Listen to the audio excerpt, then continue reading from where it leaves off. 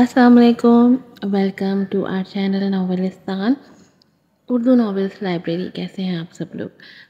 बहुत बहुत माजरत, ढेर सारी सॉरी, कल एपिसोड नहीं दे सकी। कल मैंने सिर्फ रेस्ट किया, इतनी नींद आ रही थी।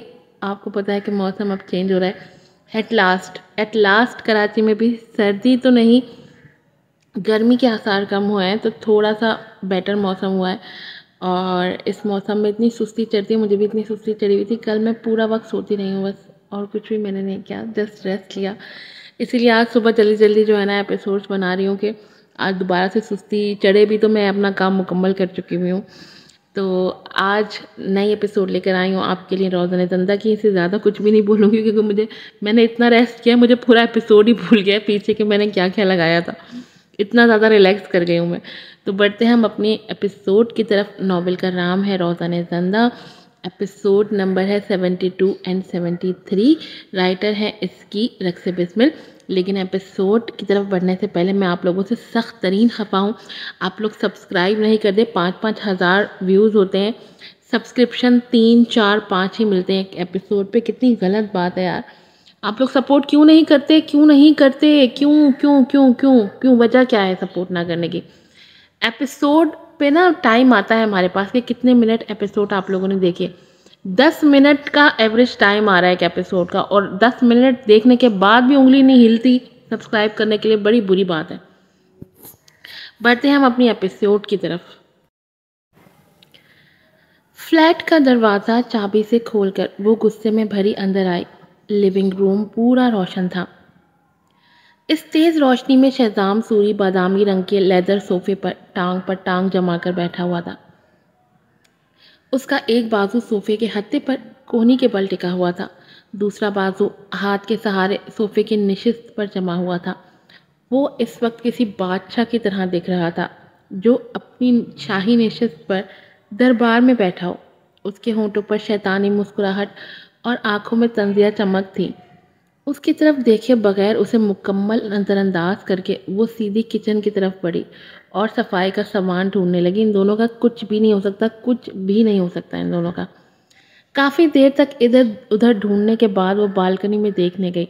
उसे मुसलसल कुछ ढूंढते देखकर शहजाम, जो सोफे पर सर्द नज़रों से उसे कब से ताड़ रहा था, दिल में शदीद हैरान भी हो रहा था। आखिर ये क्या चल रहा है? वो उसे देखकर उससे लड़ती क्यों नहीं, बहस क्यों नहीं करती, कुछ कहती क्यों नहीं कि प्लॉट उसे देने के बजाय फरीद लाशारी को क्यों अलॉट कर रहा है? क्यों वो उसके आगे नहीं गिड़गिड़ाती? यही तो क्वालिटी है सबरीन की। उसने अपने जहन में जो कुछ सोच रखा था, जो तसव्वुर किया था, सब कुछ उसके उलट हो रहा था। सबरीन ने उससे एक लफ्ज़ तक नहीं बोला, बल्कि उसकी तरफ देखा तक नहीं। वो उसे नज़रअंदाजी की मार लगा रही थी, और ये मार सहना शहजाम के लिए मुश्किल था। वो चिड़चिड़ाहट का शिकार होकर उठा और जिधर वो गई थी उसके कदम भी बालकनी की तरफ बढ़ने लगे। सबरीन को बिलाखिर झाड़ू बालकनी में मिल गया। जब झाड़ू उठाकर वो मुड़ी, शहजाम के पहाड़ जैसे वजूद से टकरा गई। उसकी नाक शहजाम के सीने से जोर से टकराई थी, इतनी जोर से कि उसे लगा कि उसकी नाक की हड्डी ही टूट गई हो। एक जोर की चीख उसके मुंह से निकली, हाथ बेइख्तियार नाक पर गया। उसकी आंखों में दर्द की तकलीफ से आंसू आ चुके थे। तुम यहाँ क्या कर रहे हो? नाक सहलाते उसने रुंधी आवाज़ में कहा। ये तो मुझे पूछना चाहिए। शहजाम को ऐसा लगा जैसे वो फिर से सबरीन नामी जहर का असीर हो रहा है। वो इस वक्त तो और भी हैरान हुआ था जब उसने सबरीन के चेहरे पर किसी किस्म की कोई परेशानी नहीं देखी। वो बिल्कुल नॉर्मल थी, जैसे प्लॉट जैसी हकीर चीज़ उसके लिए अहमियत नहीं रखती। क्या तुमने मुझे सफाई करने का ऑर्डर नहीं दिया? काफ़ी देर हो चुकी है, मैं जल्दी काम ख़त्म करके आराम करना चाहती हूँ। प्लीज़ आगे से हटो। जब वो आगे से नहीं हटा तो वो नज़रअंदाज करके झाड़ू उठाए उसकी साइड से निकल गई और संजीदगी से कमरे में आकर फर्श पर झाड़ू देने लगी। उसके उसका चेहरा किसी भी किस्म के तहासुर से पाक था। शहजाम हैरान था, उसे एहतियात से झाड़ू देते देखने लगा। वो खफगी से तंग तिनक कर आगे बढ़ा और एक ही झटके से उसके हाथ से झाड़ू छीन लिया और दूर फेंक दिया। ये बेवकूफ़ औरत, क्या वो वाकई में यही समझ बैठी थी کہ آدھی رات کے اس پہر اس نے اسے صرف صفائی کے لیے بلایا ہے؟ صبرین یزدانی، کیا تمہیں مجھ سے کچھ بھی نہیں کہنا؟ اگر وہ اس کے آگے منت کرتی گڑ گڑاتی تو اس کی خود ساختہ انا مطمئن ہو جاتی اور تانیہ لاشاری سے کیے وعدے کے برخلاف جا کر زمین سمرین کو الاٹ کر دیتا، لیکن وہ بے تاثر تھی، خاموش تھی، بے حس تھی، جیسے اسے کوئی فرق نہ پڑتا ہو۔ نہیں، سبرین کے خاموش ہونٹ ہلے۔ یک لفظی جواب نے شہزام کو سخت تیش دلایا تھا۔ ٹھیک ہے، جاؤ، باتھ ٹب صاف کر کے گرم پانی بھرو، مجھے نہانا ہے۔ اب وہ برف جیسی سنجیدگی سے بولا۔ سبرین نے کافی بے بسی محسوس کی، لیکن حکم ماننے کے سوا کوئی چارہ نہیں تھا۔ وہ سیدھی واش روم میں گئی۔ واش روم کافی بڑا تھا اور باتھ ٹب بھی کافی گہرا تھا۔ اسے صاف کرنے کے لیے سبرین کو کافی جھکنا پڑتا۔ اس نے سوچا، پھر ایک سرد آنکھ کھینچ کر کپڑا اٹھایا اور کافی حد تک اکڑو جھک کر اندر سے بمشکل صاف کرنے لگی۔ اس کی کمر درد کرنے لگی۔ شہزام بھی اس کے پیچھے آ گیا تھا تاکہ اسے اور درج کر سکے، لیکن جب سبرین کو جھکی ہوئی حالت میں دیکھا تو وہیں دروازے میں اسٹک ہو گیا۔ شہزام سوری کی آنکھیں اس منظر کی تاب نہ لا سکیں اور گہری ہونے لگیں۔ وہ آہستہ آہستہ آگے بڑھنے لگا۔ جب سبرین کی سیل فون وائبریٹ کرنے لگی، وہ وہیں پر رک گیا۔ سبرین نے بالکل بھی دھیان نہیں دیا کہ شہزام اس کے پیچھے کھڑا کب کا اسے اپنی نظروں کے حصار میں قابو کیے گھورے جا رہا ہے، اور موبائل اٹھا کر دیکھا جہاں ولید کا تیزی کالنگ بلنک ہو رہا تھا۔ وہ ہچکچائی کہ کال اٹھائے یا نہ اٹھائے، کچھ بھی تھا۔ یہ گھر جہاں وہ اس وقت آدھی رات کے نامناسب وقت کھڑی تھی، بہرحال شہزام سوری کا تھا۔ اس نے موبائل کو میوٹ کر دیا۔ وہ بالکل بھی اس وقت ولید یا کسی کی بھی کال اٹھانے کے موڈ میں نہیں تھی، لیکن پیچھے سے کسی نے اس کے ہاتھوں سے فون چھین لیا۔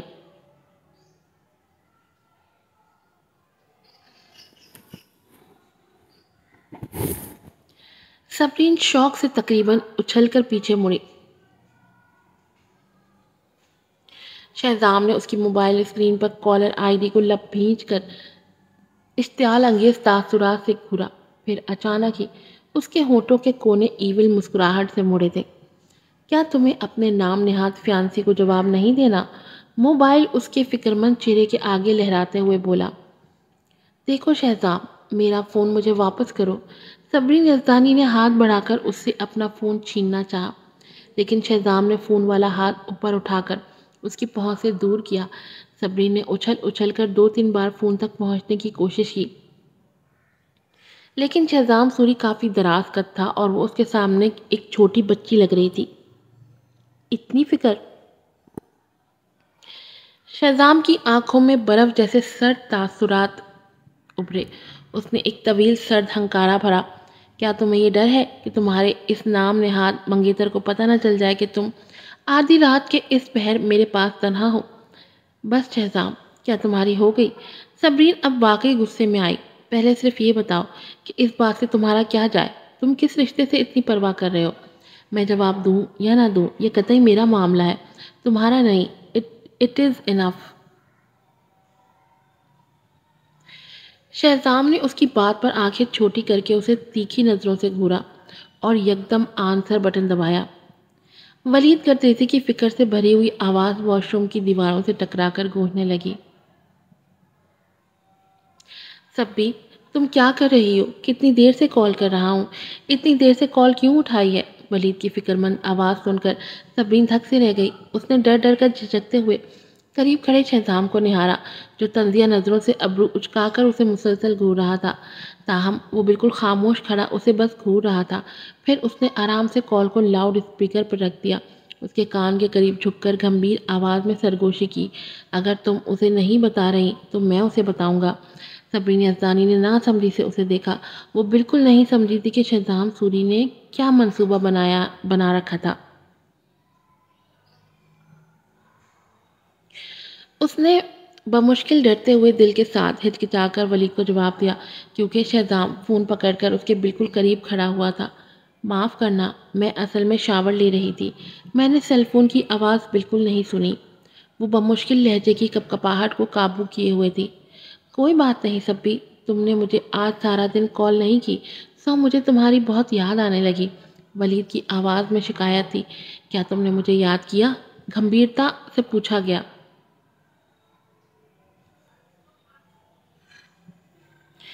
واش روم کا درجہ حرارت اچانک ہی نقطہ انجماد پر گر گیا۔ ہر چیز جیسے فریز ہو گئی۔ اچانک صبرین کی آنکھیں حیرت سے پھیل گئیں۔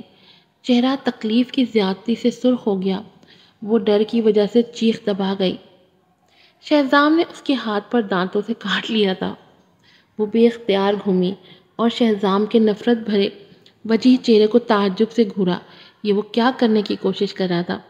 اس کے خفا اور حیران تاثرات دیکھ کر وہ طنز سے مسکرایا اور اگلے ہی پل ایک غیر متوقع طور پر اس نے صبرین یزدانی کو کھینچ کر باہوں کے حصار میں جکڑا۔ وہ بالکل سن ہو گئی تھی۔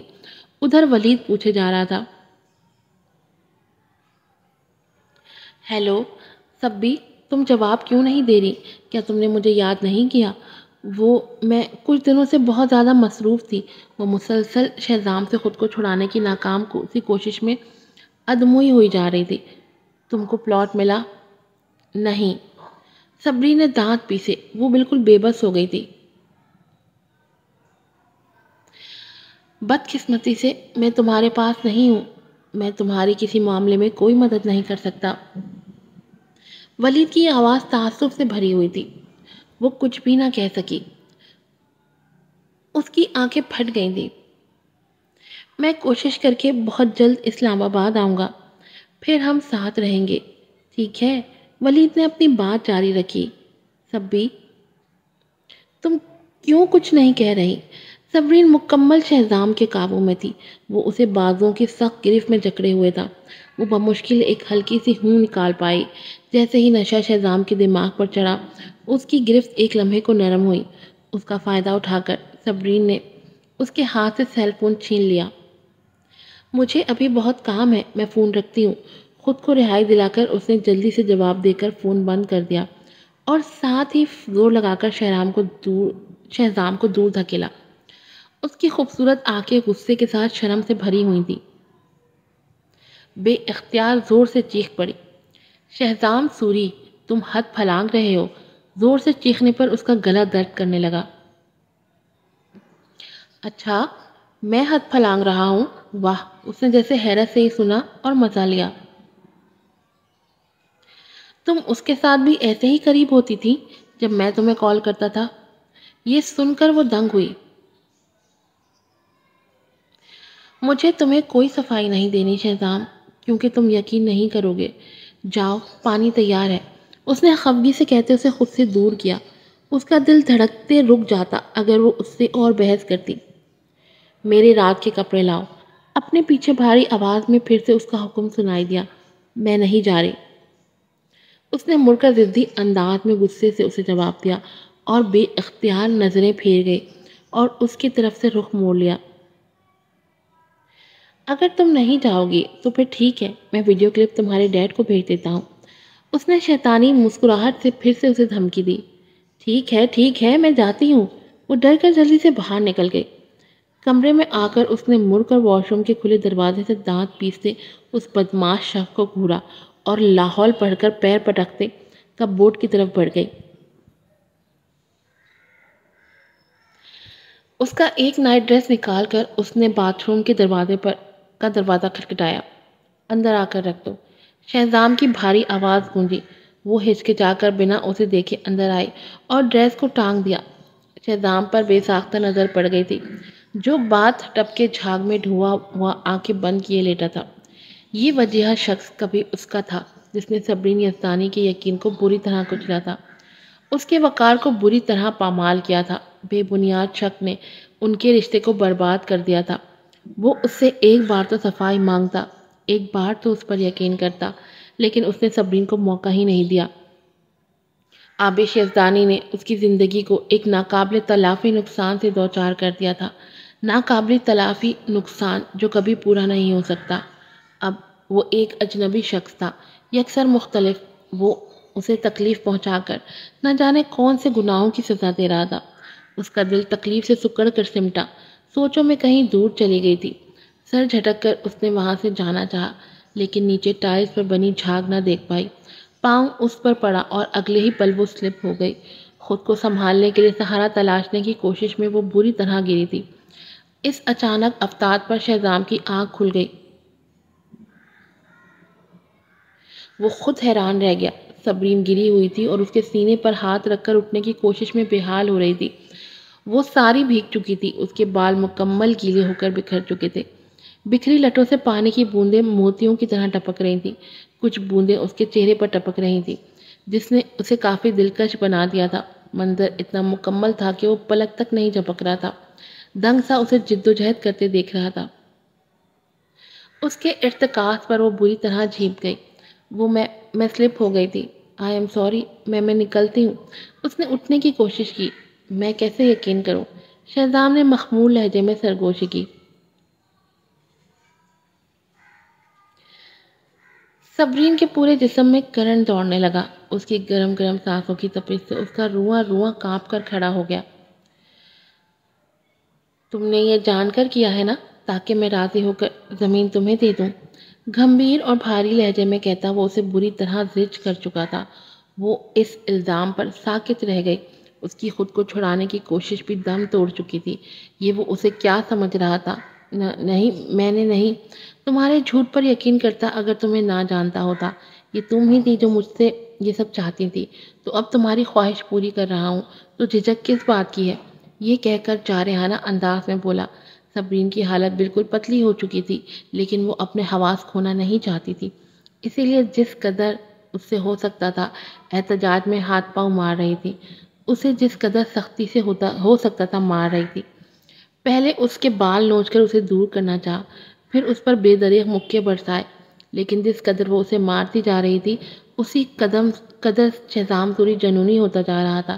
صبرین کے لیے یہ سب ناقابل یقین تھا۔ وہ سمجھ گئی کہ وہ اس طرح آسانی سے نہیں جا سکے گی۔ کس منہ سے وہ ولید کا سامنا کر پائے گی؟ یہ سوچ آتے ہی صبرین نے موقع سے فائدہ اٹھایا اور اسے دھکا دے کر اٹھ کھڑی ہوئی، لیکن وہ ٹب سے اتنی جلدی نہیں نکل سکتی تھی۔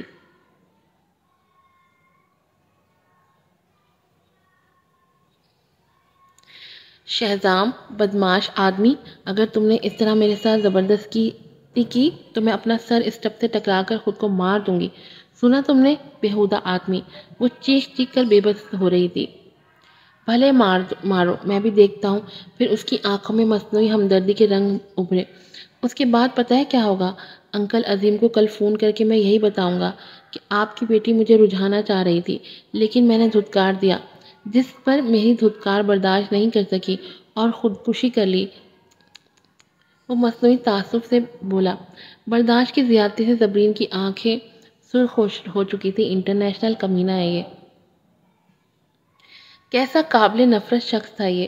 وہ واقعی اس کے ساتھ کچھ بھی نہیں چاہتی تھی، لیکن وہ اسے جانے کیوں نہیں دے رہا؟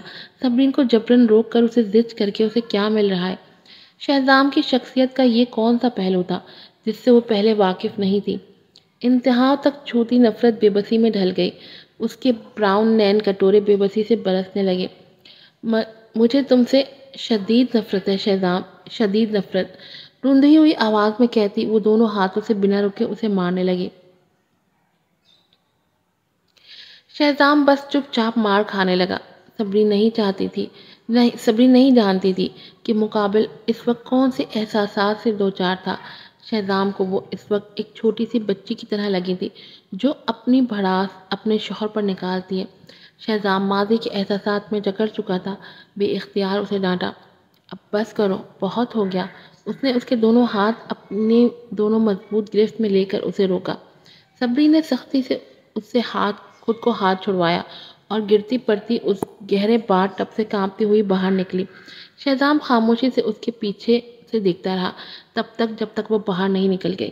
اس کے باہر جاتے ہی اس کے چہرے پر گہری پرسکون مسکراہٹ آ گئی، جیسے کسی کو ہرا کر مطمئن ہو چکا ہو۔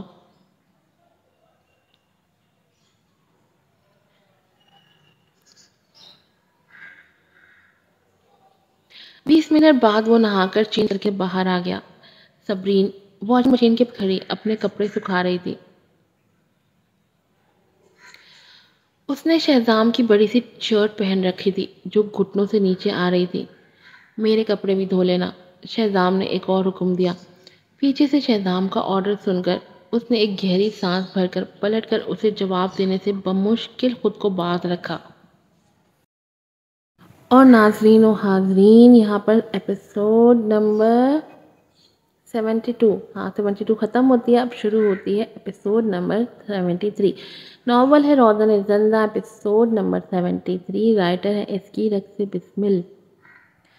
خود کو دل ہی دل میں سمجھاتی رہی کہ پرسکون رہو، تمہارا چہرہ اتنا سرخ کیوں ہے؟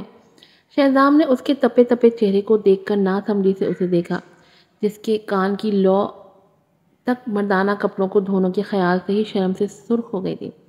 یہ سب تم نے ولید گردیزی کے ساتھ بھی تو کیا تھا، کیا نہیں؟ اس نے پھر سے تارا مارا۔ کیا؟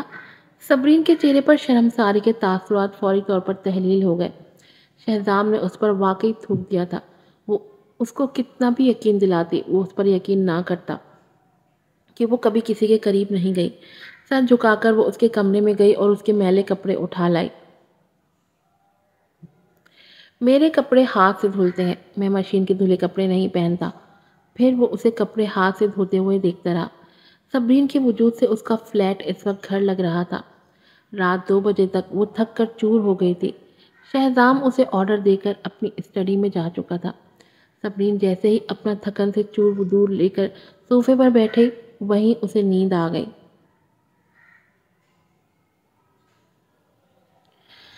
رات کو 3 بجے شہزام اپنی اسٹڈی روم سے باہر نکلا تاکہ دیکھ سکے کہ صبرین کیا کر رہی ہے۔ کچن میں وہ کہیں نہیں تھی۔ وہ حیران ہو کر اپنے کمرے میں آیا، لیکن تہہ کیا ہوا کمبل اور صاف ستھرے بستر کے ساتھ خالی کمرہ دیکھ کر وہ پریشان ہوا کہ صبرین آخر گئی کہاں۔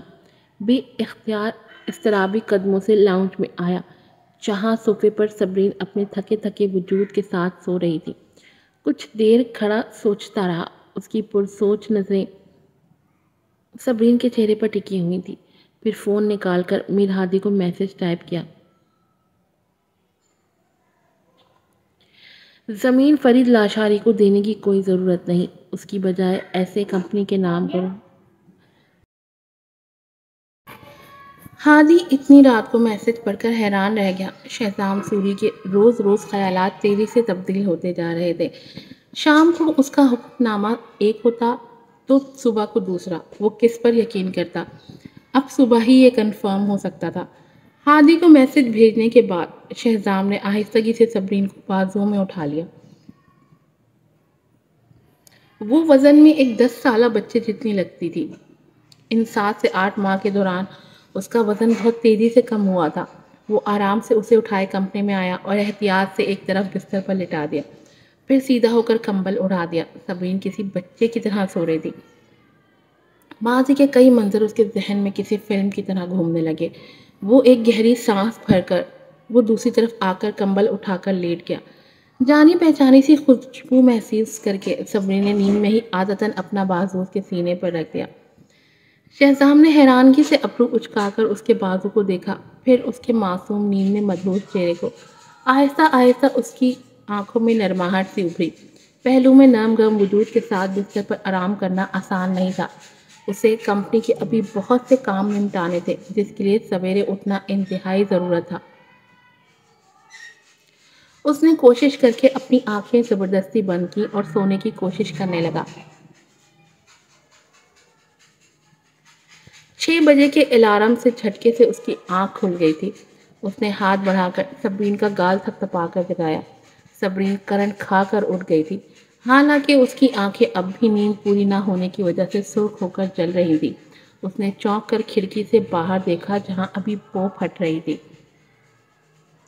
مطلب ابھی دن نکلنے میں گھنٹہ تھا۔ شہزام اس کے سست سست وجود کو دیکھ کر مبہم سا مسکرایا۔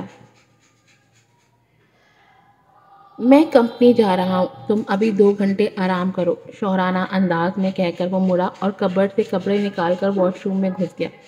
تھوڑی دیر بعد ہی وہ باہر آیا تھا۔ صبرین پھر سے گہری نیند سو رہی تھی۔ اس نے ایک گہری سانس بھری اور سر جھٹک کر تیار ہونے لگا۔ تیار ہو کر وہ احتیاط سے دروازہ بند کر کے باہر نکل گیا۔ صبرین کی آنکھ دوبارہ 7:30 بجے کھلی تھی۔ اسے اچھی طرح یاد تھا کہ وہ 2 بجے کے قریب لاؤنج کے صوفے پر ہی سو گئی تھی۔ پھر شہزام کے بیڈ روم میں کیسے آ گئی؟ کیا وہ نیند میں خود چل کر آئی تھی؟ اسے کچھ بھی یاد نہیں تھا۔ اسے بس شہزام کا اٹھانا یاد تھا۔ وہ اتنا وقت کیسے سو گئی؟ ساتھ ہی اسے ساری رات گھر سے باہر رہنے پر باپ کی پریشانی یاد آئی۔ وہ جلدی سے اٹھ گئے، اسے گھر جلد از جلد پہنچنا تھا۔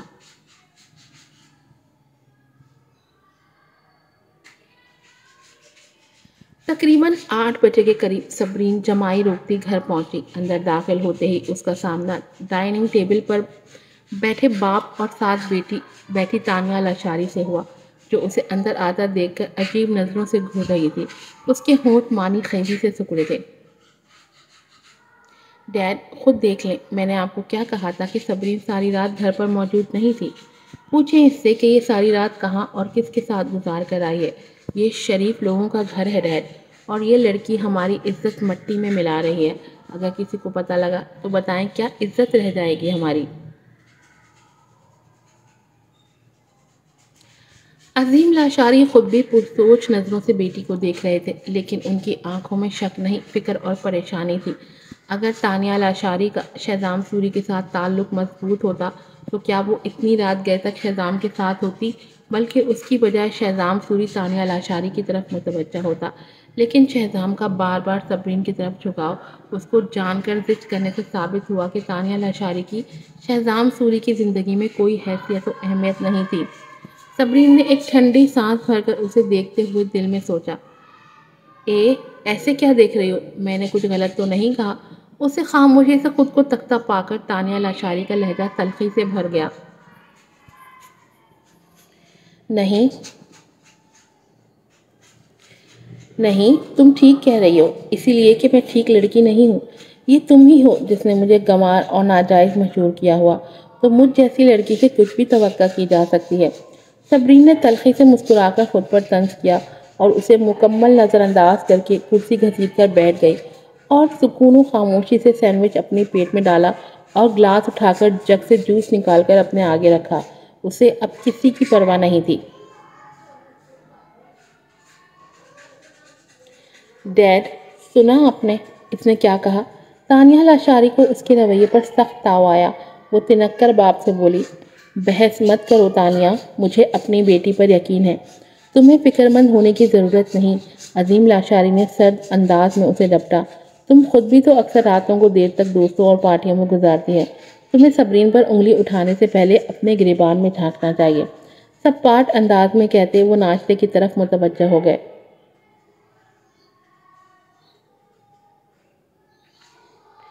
ڈیڈ، اب آپ نا انصافی کر رہے ہیں۔ تانیہ لاشاری نے بات کا رخ اپنی طرف مڑتا دیکھ کر غصے سے پاؤں پٹ گئی۔ اس وقت رضیہ بیگم کی سیل فون وائبریٹ کرنے لگی، جو کب سے بیٹھی باپ بیٹی کی بحث سن کر نفرت سے جل رہی تھی۔ اس نے جلدی سے کال اٹھا لی۔ کیا؟ وہ حیرانگی اور غصے سے اٹھ کھڑی ہوئی۔ ایسا کیسے ہو سکتا ہے؟ کل تک تو زمین پکی پکی تم کو مل رہی تھی، اور اب راتوں رات زمین ایسے کمپنی کو کس طرح مل گئی؟ کل تو تم نے کہا تھا کہ شہزام سوری نے زمین تمہیں دینے کا فیصلہ کر لیا ہے۔ صبرین کے ہاتھ سینڈوچ منہ تک لے جاتے رک گئے۔ دل ایک پل کو حیرانی سے دھڑ دھڑ کرنے لگا۔ رضیہ بیگم نے غصے سے تپ کر موبائل ٹیبل پر پھینک دیا۔ ایک تو یہ ردی پیپر والے اور سبزی والے، ان دونوں نے میری ناک میں دم کر کے رکھا ہے۔ صبرین یزدانی، تم نے پیٹھ پیچھے کون سا کھیل کھیلا ہے؟ کیوں راتوں رات زمین ہمارے ہاتھوں سے نکل گئی؟ وہ اسے کینہ توز نظروں سے دیکھ کر گرج رہی تھی۔ ایسا نہیں ہو سکتا۔ تانیہ لاشاری شوق سے آنکھیں پھیلائے اٹھ کر اسے حیرت سے دیکھنے لگی۔ ایسا کیسے ہو سکتا ہے؟ یہ ناممکن ہے۔ کسی میں اتنی ہمت ہو ہی نہیں سکتی کہ شہزام سوری کے فیصلے کے خلاف کچھ کر سکے۔ تمہارے ماموں نے ابھی خود مجھے فون کر کے بتایا ہے کہ دوسری پارٹی نے اپنا خیال بدل دیا ہے۔ رضیہ بیگم نے چبھتی ہوئی نظروں سے صبرین کو گھورا۔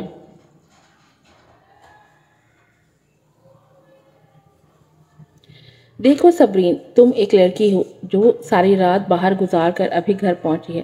مانتی ہوں کہ تمہارے باپ کے علاوہ کسی کا تم سے کوئی واسطہ نہیں ہے، لیکن یہ ساری رات اکیلے گزارنا کسی طور بھی درست نہیں۔ ہمیں زمین سے کوئی فرق نہیں پڑتا، لیکن تم یوں ہمارے خاندان کو شرمندہ نہیں کر سکتی۔ میں اس کی اجازت اپنی بیٹی کو بھی نہیں دیتی۔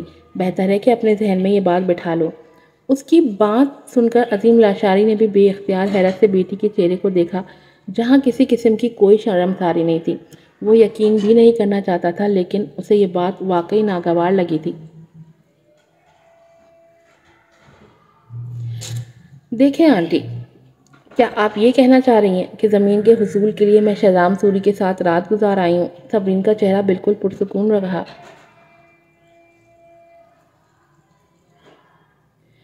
شہزام سوری صاحب کے فیصلے کے خلاف جانے کی جرات کس میں ہے؟ بولیں۔ میرے خیال سے آپ میرے خلاف سوچنے کی بجائے اس بات پر دھیان دیں کہ کہیں تانیہ لاشاری نے اپنی کسی ناگوار بات سے سوری صاحب کو ناراض نہ کر دیا ہو، تبھی اس نے اپنا فیصلہ بدل دیا ہو۔ آپ مجھ پر الزام نہیں لگا سکتی پیاری آنٹی صاحبہ۔ وہ ہلکا سا ہنسی، جس سے اس کے دانتوں کی خوبصورت قطار نمایاں ہوئی۔ وہ ہنستے ہوئے بہت پیاری لگتی تھی۔ تانیہ کے اندر اس کی خوبصورتی کو لے کر حسد نے نئے سرے سے کروٹ لی۔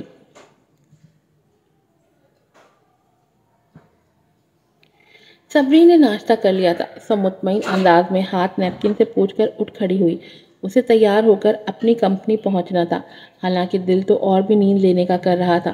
لیکن تم دونوں عورتیں ہمیشہ ہی مسئلے کو ہوا دیتی ہو۔ عظیم لاشاری کی بھوک صبح صبح کی ہوئی بحث سے اڑ چکی تھی۔ وہ تلخی سے کہتا ہوا اٹھ کر اپنے کمرے میں تیار ہونے چل دیا۔ آخر یہ شہزام سوری کو ہو کیا گیا ہے؟ رضیہ بیگم نے پریشانی سے سر ہاتھوں میں دے دیا۔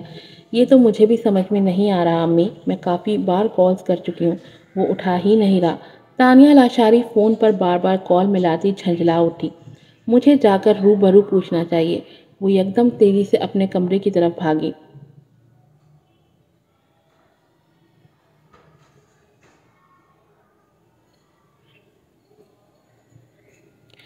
اپنے کمرے میں بالکنی میں کھڑی صبرین کب سے باپ کی گاڑی کو جاتا ہوا دیکھ رہی تھی۔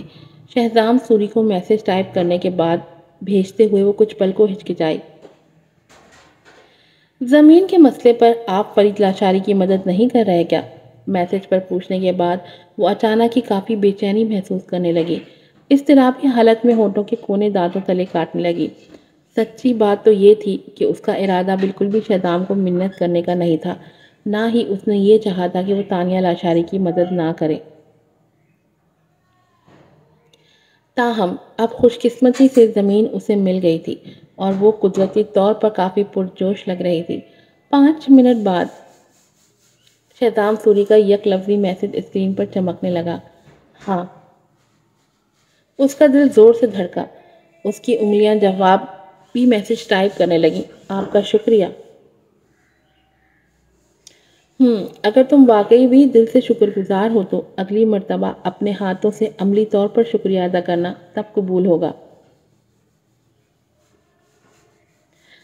صبرین کا سفید مومی چہرہ جملہ پڑھ کر جانے لگا۔ کیا اس آدمی میں تھوڑی سی بھی شرم ہے یا ساری بیچ کھائی ہے؟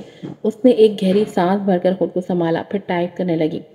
زمین تو یوں بھی میرے ہاتھ میں ہی آنی تھی، چاہے تم اسے دیتے یا نہ دیتے۔ شکر کرو کہ میں نے تم سے جھگڑا نہیں کیا، بدمعاش آدمی۔ میسج بھیج کر اس نے سیل بند کر دیا۔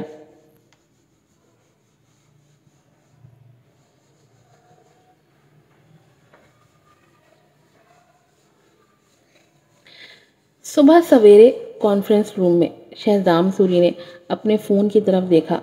اس کی برف جیسی سرد آنکھوں میں اچانک ہی مبہم سی مسکراہٹ چمکی تھی۔ بدمعاش، ہاں ہاں، وہ دل میں ہنس پڑا۔ یہ لفظ سننے میں اتنا پیارا کیوں لگا تھا، جیسے کسی بچھڑے ہوئے محبوب نے عرصے بعد اسے پیار سے نام دیا ہو۔ اسے اپنے اندر ایک میٹھی میٹھی سی چبھن محسوس ہوئی۔ دل کی دھڑکنوں نے دلربا انداز میں دھڑک کر ایک بے نام سا سندیشہ بھیجا۔ اسے چپکے مسکراتے دیکھ کر جہاں میٹنگ روم میں حیرانی چھائی تھی، وہیں پر سامنے بیٹھے ریحام سے رہا نہ گیا۔ خیریت ہے نا بھائی؟ کہیں آپ محترمہ تانیہ لاشاری سے تو بات نہیں کر رہے؟ میں نے سنا ہے کہ آپ بہت جلد ان سے شادی کرنے والے ہیں۔ شہزام نے کوئی جواب نہیں دیا۔ میٹنگ شروع کرو۔ شہزام نے اپنا فون رکھ دیا اور سپاٹ چہرے کے ساتھ میٹنگ کی ہوسٹنگ جاری رکھی۔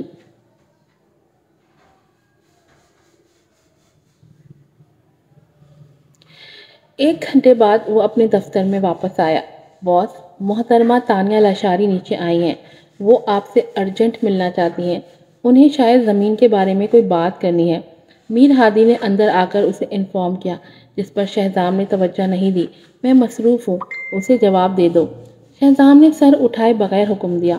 ادھر تانیہ لاشاری جو شہزام سوری سے ملنے میں ناکام رہی تھی بے چین ادھر ادھر چکر لگا رہی تھی.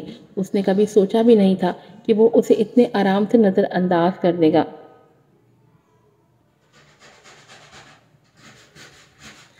اس کی خوش فہمی جھاگ کی طرح بیٹھنے لگی لیکن وہ اتنی آسانی سے ہار نہیں مان سکتی تھی. نہیں، ہر کوئی جانتا تھا کہ پارٹی میں اسے شہزام سوری کے لیے چنا گیا تھا. اگر اس نے اسے شادی نہ کی تو پورا خاندان ہی نہیں بلکہ دوست احباب تک اس کی موت تک اس کا مذاق اڑائیں گے اور وہ یہ بے عزتی برداشت نہیں کر سکتی تھی. آج کی ایپیسوڈ یہیں پر ختم ہوتی ہے. ایک اور ایپیسوڈ ہے اس کے بعد وائس ڈب کر رہی ہوں. امید ہے کہ وہ بھی آج ہی لگا پاؤں. پھر ملوں گی آپ سے نئی ایپیسوڈ کے ساتھ. السلام علیکم.